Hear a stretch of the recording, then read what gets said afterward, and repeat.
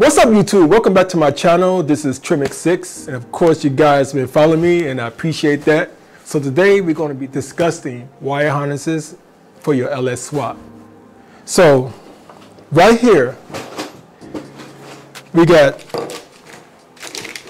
a pre-made wire harness, and we have the original wire harness come from the factory. So the difference is in the wire harnesses, and some people might be on a budget, they want to save money. If you buy a pre-made or pre-assembled wire harness, it's going to cost you about, it could be from $300 to even $1,500. Here's the difference in between the actual stock wire harness and the aftermarket. So if you compare the difference between the stock and the aftermarket, some of the connectors is a little flimsy, they come apart, sometimes they don't want to plug up, and sometimes that could be an issue. But most importantly is the way the connector locks, and sometimes we have fitment issues. So we're going to move this out the way. But if you want to save money and you want to continue using the stock wire harness, the only thing you have to do is get rid of the evap system, the catalytic converter O2 sensors. So we don't need the O2 sensors for the catalytic converter. So what you want to keep the upstream O2 sensors. Downstream is the ones that monitors the catalytic converters, and we don't need it. So shorten the wire harnesses for the factory or make it smaller. Basically what you want to do, you want to get rid of anything that attached to the evap. And if you're going to go with a cable or drive-by wire, what's important? Now hear me out, guys. A lot of people don't know about the drive-by wire. What we're looking for is this connector right here. This is very, very important. So it's kind of transparent, maybe tinted color. So this is what we need for the drive-by wire. Here's the drive-by wire throttle. So what I did, because it came out of a truck, it's extremely large. So I got this pedal from a F-150. So what I'm going to do, I'm just going to attempt to make this smaller. So I sliced the GM long Super Duty Bigfoot pedal off, and I'm going to try to put these together right here. So you see how short it is? So this is a pedal from a 2012 F-150, this part. And I'm just going to attach it to the GM. I'll probably drill a hole, put a bolt in. You have all these colored code wires right here. So all the pink wires is for ignition switch only. The orange wire is straightforward to the battery. So this is continuous power to the battery. All the orange is continuous power, and all the pink is ignition power. So you want to separate these colors. You want to separate the pink from the orange. If you want to do your own wire harness rebuild, look for lt1swap.com. That's lt1swap.com. I'm going to leave a description at the bottom along with everything that I needed to finish this LS swap. So I'm not going to get into details about the wire harnesses, but if you want to go by drive-by wire, you're going to need this. The way it works, this hook up to a module. I don't know, somehow I misplaced the TAC module. So this plug up to the TAC module, which is a square box, and if you're doing an LS swap on mostly all the GM large vehicles, we're talking about Silverado, Tahoes, anything in the truck division that uses the LS type winches, we're talking about the 6.0s, 5.3s, 6.2s. They're going to have a TAC module, and it's always mounted on the firewall. And it's a little black box. And the wire goes from the black box through the firewall and it plugs up right to the pedal. Plugs up right to the pedal, which is this part. So this plugs up to the TAC module, and from the TAC module, it plugs up to this. If you don't have the TAC module, now hear me out. If you do not have that TAC module on a drive-by wire, you will not get the car to throttle. If you want to get the drive-by-wire, then I suggest you look for a wire harness that does not have the tach module.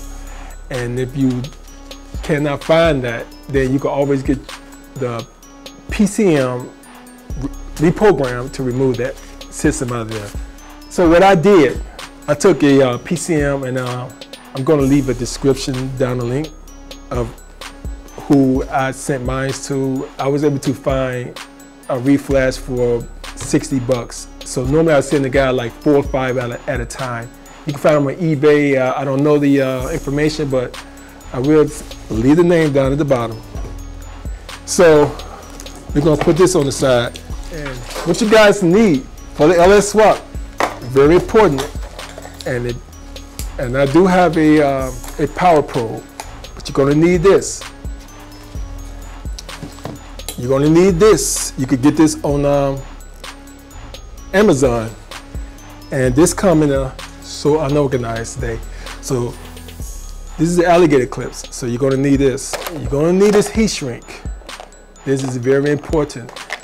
Don't use black tape. Black tape comes off. Use heat shrink. You're gonna need a test light. So you're gonna need all these for your wire swap.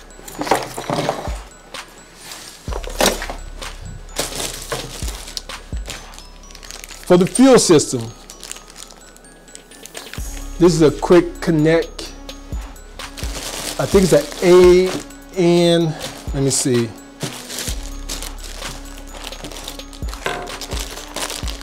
Wow, I can't remember the name. But anyway, I'm going to leave a description at the bottom for what you need for your fuel line return. Some LS motors, I believe 2005 and newer, does not have a return. So if you don't have a return, I think the best resource for that is you're going to need a fuel regulator. So the best resource for the fuel regulator is a Corvette fuel filter, which is from the C5. So C5 Corvette fuel filter has a return.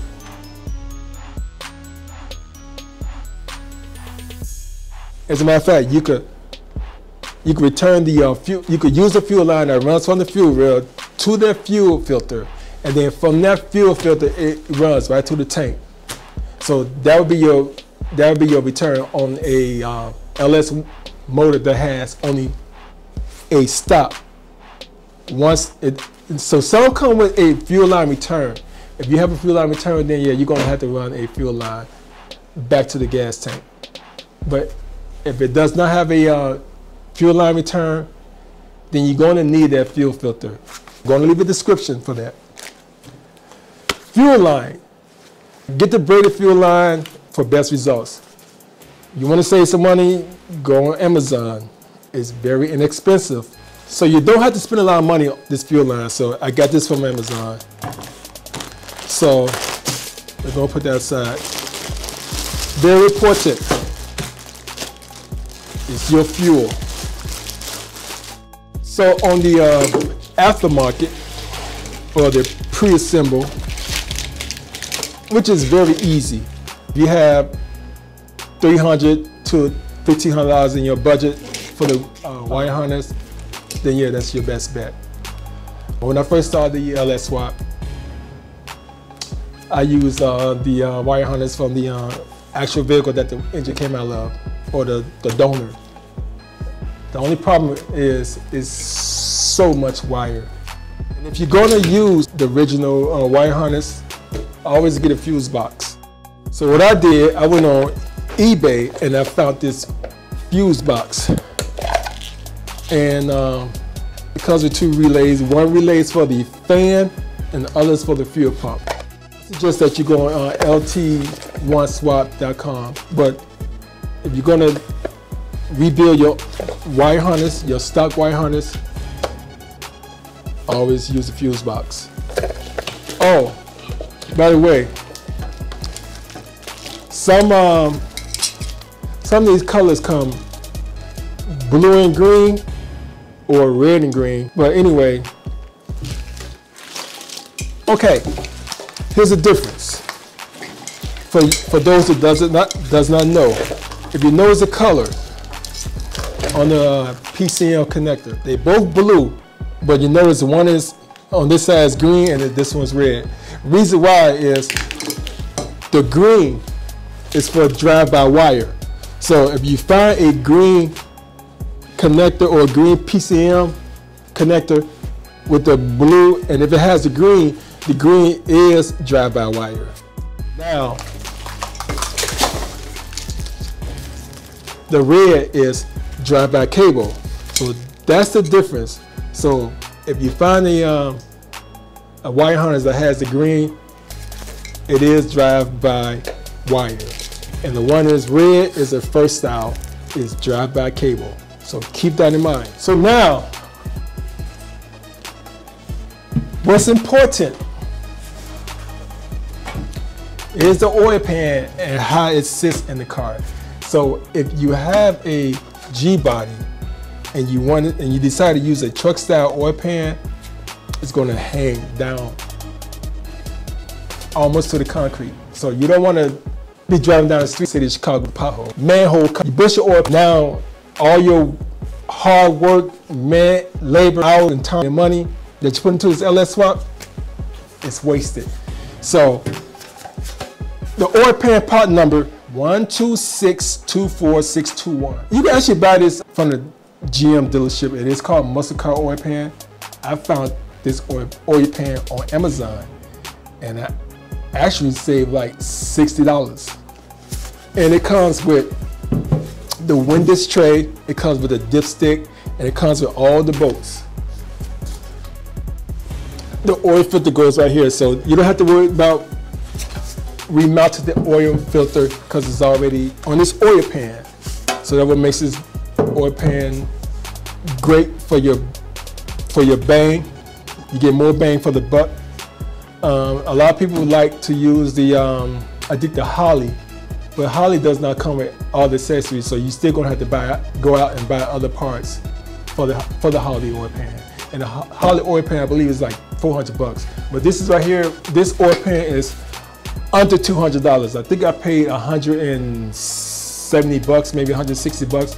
Well, you could buy the GM muscle car oil pan, which is I think it's an H2 Hummer. Anyway, GM wants about maybe $210. You could get this oil pan. I will leave the description at the bottom. I believe $160. Okay. So now let's talk about the mechanical part. So a lot of LS swappers, they want to maintain the 4L60 transmission, which is, I think, is the best idea. Now, there's two different types of 4L60. It all depends on the hump in your car. Me, for G bodies, I like to use 4L60 out of a 96 to 98 Silverado. It's a one-piece 4L60. All you have to do is look for the green plug for the connector on transmission. As long as that plug is green, it will use the same configuration as the 4L60 up to 2006. So if you go, now here's the difference. Now, the one-piece 4L60, which you will find in a 96, 97, and 98 Silverado, two-wheel drive. And there's two different length transmission. You have the a longer tail, that's for the extended cab, and you have a shorter tail, that's for the single cab or standard cab. Doesn't matter. The difference is it all depends on the drive shaft. You have to shorten your drive shaft to compromise the length of the tail of the transmission. But if you're going to use the 96 through 98 4L60, which is a one-piece transmission, you're going to have to change the flywheel because it does not line up. this flywheel right here is dished out Lostar, L-O-S-T-A-R, and the part number is LS0. Now I take that back. It's LSO T00142. LSO T00142. This is the flywheel that you need. This is what I recommend for a one-piece 4L60 transmission. Now, the difference in between the one-piece and the two-piece is this. The two-piece has a bolted on bell housing. So if you see the transmission with this piece on there, that makes that a two-piece transmission. So if you're going to use the two-piece transmission, you don't need to change the flywheel. But if you're going to use the transmission from a 96, 97, and 98 Silverado GM van Sierra, you will find that one-piece transmission in those early year GM vehicles or GM trucks that uses the LS motor. But again, you're going to have to change the flywheel because learn from my mistake. To save that trouble, replace the flywheel because LS motors will not fit the early 4L60. If you do a 4L60 on a GM vehicle, and mostly all the A bodies 68 through 70 has a small tonal, so you might want to use the one-piece 4L60. Okay, LS guys, so now motor mounts. So you could go two ways, and right here is a LSX motor mount, and with this motor mount you could actually use the clamshells. If you're taking a Chevy motor, I'm talking about a small block Chevy motor, and you're swapping it for a LS motor, you can actually take the clamshells off the engine block and you can mount it. It has this provision for the mounting holes for that motor mount. And this right here, these motor mounts, they're made out of billet aluminum, and the part number is, and I'm going to leave it in the description below, is B078T99L, Y for yellow, W for whiskey. So these are about $60. I got these off eBay. You could probably find them on Amazon, but I will leave the description if it's still available. But this is what I use on smaller budget customers, and what I recommend is change the oil pump while the engine's out. And this is a milling oil pump. It's for the LS motor. And the part number for this, I'm going to leave it at the description below, is milling M295HV. So this is what I recommend. I recommend you place the oil pump and the timing chain if you have the engine sitting on the stand. And these right here, these motor mounts, I got this from eBay, and this is pre-vision for the LS swap on a G body. You notice the shape? So this might be the right side, could be the left side. So if you're going to swap an LS in a G body, these might be better than this because it makes your job easier. And you don't have to use the clamshells because it's already slotted for the LS motor.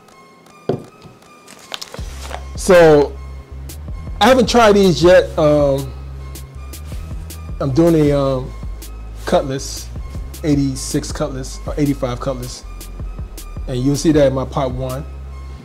So this is what I will be using for the motor mounts, and I'm going to save this motor mount for the next vehicle. Feel free to message me. I will answer any questions. So on the steam tube, you want to drill a hole on top of the water pump, and you want to use a 1/8 or 1/4 pipe thread tap. That's what you want to use. I'll give it this gun. So anyway, you want to use a 1/8 tap or 1/4. Depends on how big you want the port to be. What you want to do, you want to drill into the top of the water pump. Put a barb, and you can run a tube from that barb to steam tube. On the steam tube on the LS, you have 2 tubes that's come from each side of the cylinder head, and it runs to one. And I think one of the 2 coming off the throttle. That's your steam tube. What you want to do, you want to tap that into your water pump if you do not have a port on your radiator. And for your fans, I suggest that you use a electric fan. So for G bodies, the best fan for the fitment is from a 2005 through 2010 Chrysler LX platform, which is the Chrysler 300, the Dodge Charger, the Dodge Challenger. Any car on that particular platform, you could use the fan off that, and that's perfect for the dimensions. And each fan you're going to use, each fan should have its own relay. So you could set it up for one fan to turn on when the car reaches a certain temperature, and you can have the other fan come on when it reaches a higher temperature. Or you can have that secondary fan only comes on when the AC is on, if you decide to install air conditioning or AC in your car. So as far as AC, that's going to be my next story. Don't have time to get into that detail, but right now we discussing budget swap. So as far as wire harnesses, you want to save money. LT1swap.com. You get all your you can get all your references from that website. OBD2. Very easy. So according to this test port, it's 4 wires, and I believe the 2 wires is for the ground. So you have the 2 for the ground, and you have 1 for continuous battery power, and the others for the serial data. So on the original wire harness, I think the serial data is green, but this aftermarket wire harness color is totally different. Or what's important? Sometimes you put your wire harness together, and if you decide to rebuild your wire harness, and if you don't get a spark or anything, look for the ground. If you don't have PCM ground, your car will not fire. You need PCM ground. On the factory wire harnesses, it may be 3, 4, 5 PCM grounds. They all have to be grounded. Grounded to the engine block. Ground 2 of them to the engine block. Ground 1 to the negative terminal of the battery. Ground 1 to the frame, but it needs to have ground. That's like 99% of the time if you do an LS swap and it does not start, it does not fire, that's because you do not have all the PCM grounded.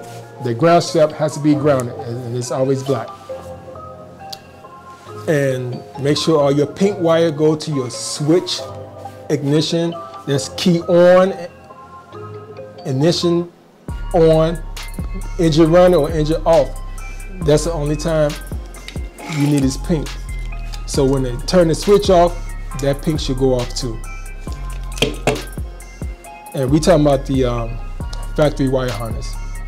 All the orange wires is continuous battery power. That should not be switched. That should be on at all times. All right, fellas, so I guess this ends my how-to for today. And any more questions, just leave a message. And any questions that you need to answer, that need to be answered, I will answer your questions for you. And again, thank you for watching my channel. If you like this video, please share it. Please like my video. Please subscribe to me. I would try to keep kicking these videos out to you every week. Last week I should have did part 2 on that LS swap motor on that Cutlass, but we got like about maybe 23, 24 inches of snow. So, but my goal is try to get that car out by the end of this month. Due to the weather, and we had some crazy weather, man. It's been crazy. But I'm going to kick you with part 2 next week, and hopefully we can have this car done in about 5 parts. So that's my goal, 5 parts. So we already shot part 1 2 weeks ago, and this video is keep the video coming to you or coming at you. So again, if you have any questions, let me know. And one thing before I sign off, electric fuel pump, I'm going to leave a description on that, what to use. And if you want to use a temperature gauge and turn on your fan, your electric fan at the same time, I'm going to leave a description for that. One thing I use for that part, if you want to have a temperature gauge and have electric fans using the same sensor, the best cooler temperature sensor for that part is from a Camaro Z28. And I believe the year is 90, the first generation of the LS motor in the Camaro, and I believe that's 1990. So part to have a temperature gauge and use the same sensor that turns on the radiator fans, the electric radiator fans, use the sensor, the cooler temperature sensor from for the Camaro Z28 1997. Is that right? I believe that's the first year for the LS. And if I got it wrong, I'm going to leave a description at the bottom on which sensor you need to use. All right? All right, fellas, so, keep me tuned, and thank you for watching this video, and see you guys again next week. Peace.